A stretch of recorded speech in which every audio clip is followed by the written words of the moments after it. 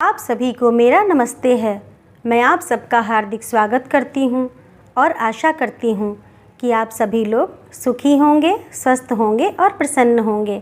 आज मैं आप लोगों के लिए जो कहानी लेकर के आई हूँ उस कहानी का नाम है आदमी का बच्चा और ये कहानी लिखी है यशपाल जी ने। चलिए कहानी शुरू करते हैं। दोपहर तक डॉली कॉन्वेंट में रहती है। इसके बाद उसका समय प्रायः आया बिंदी के साथ कटता है।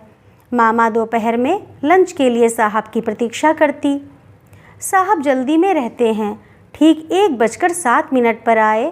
गुसल खाने में हाथ मुँह धोया। इतने में मेज पर खाना आ जाता है। आधे घंटे में खाना समाप्त कर सिगार सुलगा कर साहब कार में मिल लौट जाते हैं। लंच के समय डॉली खाने के कमरे में नहीं आती, अलग खाती है।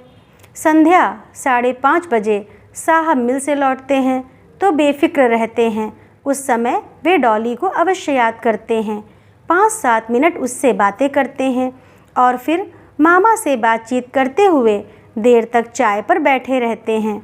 मामा दोपहर या तीसरे पहर कहीं बाहर जाती हैं तो ठीक 5 बजे लौटकर साहब के लिए कार मिल में भेज देती हैं।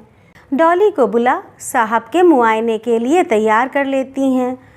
हाथ मुंह धुलवाकर डॉली की सुनहलापन लिए काली कत्थई अलकों में वे अपने सामने कंघी कराती हैं। स्कूल की वर्दी की काली सफ़ेद फ्रॉक उतरवाकर दोपहर में जो मामूली फ्रॉक पहना दी जाती है उसे बदलकर नई बढ़िया फ्रॉक उसे पहनाई जाती है। बालों में रिबन बांधा जाता है। सैंडल के पॉलिश तक पर मामा की नज़र जाती है। बग्गा साहब मिल में चीफ इंजीनियर हैं, विलायत पास हैं, 1200 रुपया महीना पाते हैं, जीवन से संतुष्ट हैं, परंतु अपने उत्तरदायित्व से भी बेपरवाह नहीं। बस एक ही लड़की है, डॉली, 5वें वर्ष में है। उसके बाद कोई संतान नहीं हुई। एक ही संतान के प्रति अपना कर्तव्य पूरा कर सकने से साहब और मामा को पर्याप्त संतोष है। बग्गा साहब की नज़रों में संतान के प्रति उत्तरदायित्व का आदर्श ऊंचा है। वे डॉली को बेटी या बेटा सब कुछ समझकर संतोष किए हैं। यूनिवर्सिटी की शिक्षा तो वह पाएगी ही। इसके बाद शिक्षा क्रम पूरा करने के लिए उसका विलायत जाना भी आवश्यक है और निश्चित भी। संतान के प्रति शिक्षा के उत्तरदायित्व का यह आदर्श कितनी संतानों के प्रति पूरा किया जा सकता है। साहब कहते हैं, यूँ कीड़े मकोड़ों की तरह पैदा करके क्या फ़ायदा। मामा मिसेज बग्गा भी हामी भरती हैं। और क्या, डॉली डॉली डॉली। मामा 3 दफ़े पुकार चुकी थीं। चौथे दफ़े उन्होंने आया को पुकारा। कोई उत्तर ना पाकर वे खिसियाकर स्वयं बरामदे से निकल आईं। अभी उन्हें स्वयं भी कपड़े बदलने थे। देखा, बंगले के पिछवाड़े से जहाँ धोबी और माली के क्वार्टर हैं, आया डॉली को पकड़े लिए आ रही है। मामा ने देखा और धक से रह गईं। वे समझ गईं डॉली अवश्य माली के घर गई होगी। 2-3 दिन पहले मालिन के बच्चा हुआ था। उसे गोद में लेने के लिए डॉली कितनी ही बार जिद कर चुकी थी। डॉली के माली की कोठरी में जाने से मामा भयभीत थीं। धोबी के लड़के को पिछले ही सप्ताह खसरा निकला था।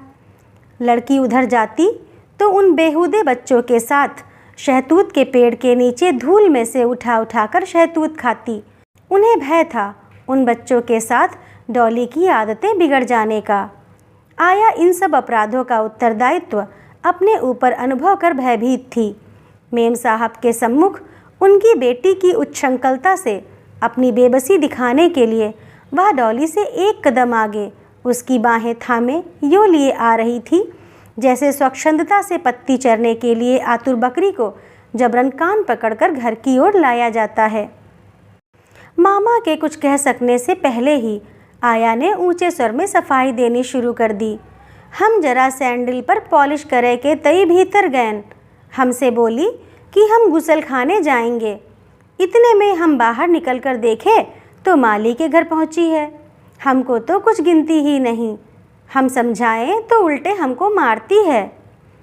इस पेशबंदी के बावजूद भी आया को डांट पड़ी। This is very silly. मामा ने डॉली को अंग्रेजी में फटकारा। अंग्रेजी के सभी शब्दों का अर्थ न समझकर भी डॉली अपना अपराध और उसके प्रति मामा की उद्विग्नता समझ गई। तुरंत साबुन से हाथ मुंह धुलाकर डॉली के कपड़े बदले गए। 4:20 हो चुके थे, इसलिए आया जल्दी जल्दी डॉली को मोजे और सैंडल पहना रही थी और मामा स्वयं उसके सिर में कंघी कर उसकी लटों के पेचों को फीते से बांध रही थी। स्नेह से बेटी की पलकों को सहलाते हुए उन्हें अचानक गर्दन पर कुछ दिखलाई दिया। जूं वज्रपात हो गया। निश्चय ही जूं माली और धोबी के बच्चों की संगत का परिणाम थी। आया पर एक और डांट पड़ी और नोटिस दे दी गई कि यदि फिर डॉली आवारा गंदे बच्चों के साथ खेलती पाई गई तो वह बर्खास्त कर दी जाएगी। बेटी की यह दुर्दशा देख माँ का हृदय पिघल उठा। अंग्रेजी छोड़ वे द्रवित स्वर में अपनी ही बोली में बेटी को दुलार से समझाने लगीं। डॉली तो प्यारी बेटी है, बड़ी ही सुंदर, बड़ी ही लाडली बेटी। हम इसको सुंदर सुंदर कपड़े पहनाते हैं। डॉली, तू तो अंग्रेजों के बच्चों के साथ स्कूल जाती है ना, बस में बैठकर। ऐसे गंदे बच्चों के साथ नहीं खेलते ना। मचल कर फर्श पर पांव पटक कर डॉली ने कहा, मामा, हमको माली का बच्चा ला दो, हम उसे प्यार करेंगे। छी छी, मामा ने समझाया, वह तो कितना गंदा बच्चा है। ऐसे गंदे बच्चों के साथ खेलने से छीछी वाले हो जाते हैं। इनके साथ खेलने से जुएं पड़ जाती हैं। वे कितने गंदे हैं, काले काले। धत, हमारी डॉली कहीं काली है। आया, डॉली को खेलने के लिए मैनेजर साहब के यहाँ ले जाया करो। वहाँ यह रमन और ज्योति के साथ खेल आया करेगी। इसे शाम को कंपनी बाग ले जाना।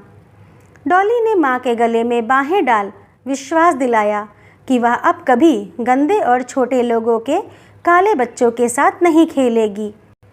उस दिन चाय पीते पीते बग्गा साहब और मिसेस बग्गा में चर्चा होती रही कि बच्चे ना जाने क्यों छोटे बच्चों से खेलना पसंद करते हैं। एक बच्चे को ही ठीक से पाल सकना मुश्किल है, जाने कैसे लोग इतने बच्चों को पालते हैं। देखो तो माली को, कमबख्त के 3 बच्चे पहले हैं, एक और हो गया। बग्गा साहब के यहाँ एक कुतिया विचित्र नस्ल की थी।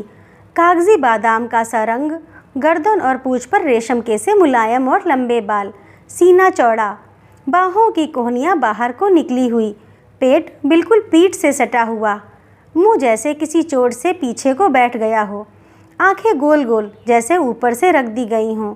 नए आने वालों की दृष्टि उसकी ओर आकर्षित हुए बिना न रहती। यही कुतिया की उपयोगिता और विशेषता थी। 250 रुपया इसी शौक का मूल्य था। कुतिया ने पिल्ले दिए। डॉली के लिए यह महान उत्सव था। वह कुतिया के पिल्लों के पास से हटना न चाहती थी।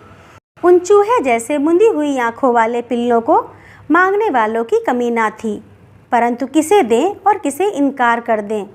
यदि इस नस्ल को यूँ बांटने लगे तो फिर उसकी कद्र ही क्या रह जाए। कुतिया का मोल 250 रुपया उसके दूध के लिए तो होता नहीं। साहब का कायदा था, कुतिया पिल्ले देती तो उन्हें मेहतर से कह गर्म पानी में गोता दे मरवा देते। इस दफ़े भी वे यही करना चाहते थे, परंतु डॉली के कारण परेशान थे।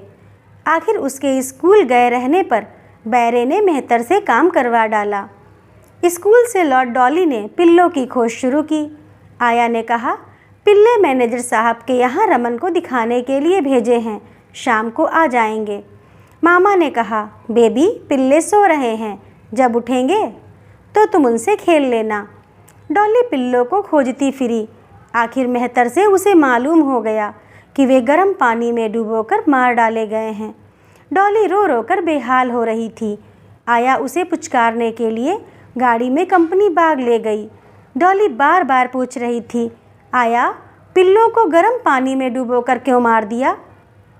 आया ने समझाया, डैनी इतने बच्चों को दूध कैसे पिलाती, वे भूख से च्यों च्यों कर रहे थे, इसीलिए उन्हें मरवा दिया। 2 दिन तक डैनी के पिल्लों का मातम डैनी और डॉली ने मनाया। फिर और लोगों की तरह वे भी उन्हें भूल गईं। माली के नए बच्चे के रोने की कें की आवाज़ आधी रात में, दोपहर में, सुबह शाम किसी भी समय आने लगती। मिसेस बग्गा को यह बहुत बुरा लगता। झल्ला कर वे कह बैठती, जाने इस बच्चे के गले का छेद कितना बड़ा है। बच्चे की कें उन्हें और भी बुरी लगती जब डॉली पूछने लगती, मामा, माली का बच्चा क्यों रो रहा है?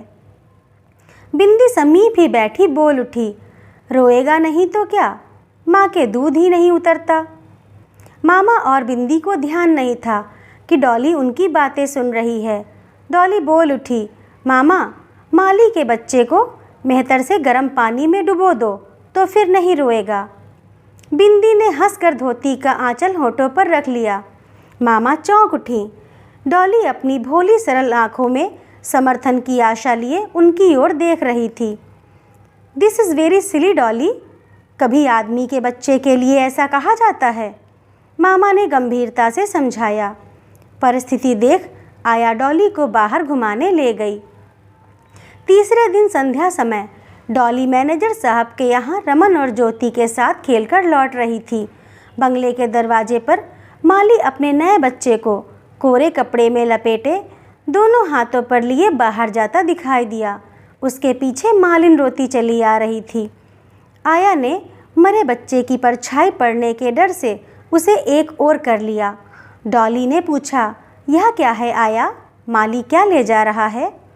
माली का छोटा बच्चा मर गया है, धीमे से आया ने उत्तर दिया और डॉली को बाहाँ से थाम बंगले के भीतर ले चली। डॉली ने अपनी भोली नीली आंखें आया के मुख पर गड़ाकर पूछा, आया, माली के बच्चे को क्या गर्म पानी में डुबो दिया? छी डॉली, ऐसी बातें नहीं कहते, आया ने धमकाया। आदमी के बच्चे को ऐसे थोड़े ही मारते हैं। डॉली का विस्मय शांत ना हुआ। दूर जाते माली की ओर देखने के लिए घूमकर उसने फिर पूछा, तो आदमी का बच्चा कैसे मरता है? लड़की का ध्यान उस ओर से हटाने के लिए उसे बंगले के भीतर खींचते हुए आया ने उत्तर दिया, वह मर गया, भूख से मर गया है, चलो मामा बुला रही है। डॉली चुप ना हुई। उसने फिर पूछा, आया, हम भी भूख से मर जाएंगे? चुप रहो डॉली, आया झुंझला उठी, ऐसी बात करोगी तो मामा से कह देंगे। लड़की के चेहरे की सरलता से उसकी माँ का हृदय पिघल उठा। उसकी घुंघराली लटों को हाथ से सहलाते हुए आया कहने लगी, बैरी की आँख में राई नोन, हाय मेरी मिस साहब, तुम ऐसे आदमी थोड़े ही हो, भूख से मरते हैं कमीने आदमियों के बच्चे। कहते कहते आया का गला रुंध गया। उसे अपना लल्लू याद आ गया, 2 बरस पहले। तभी तो वह साहब के यहाँ नौकरी कर रही थी। तो दोस्तों, कैसी लगी आप लोगों को यह कहानी? अगर अच्छी लगी हो तो लाइक करिए, शेयर करिए और ऐसी ही और कहानियों के लिए मेरे चैनल को सब्सक्राइब करिए। धन्यवाद।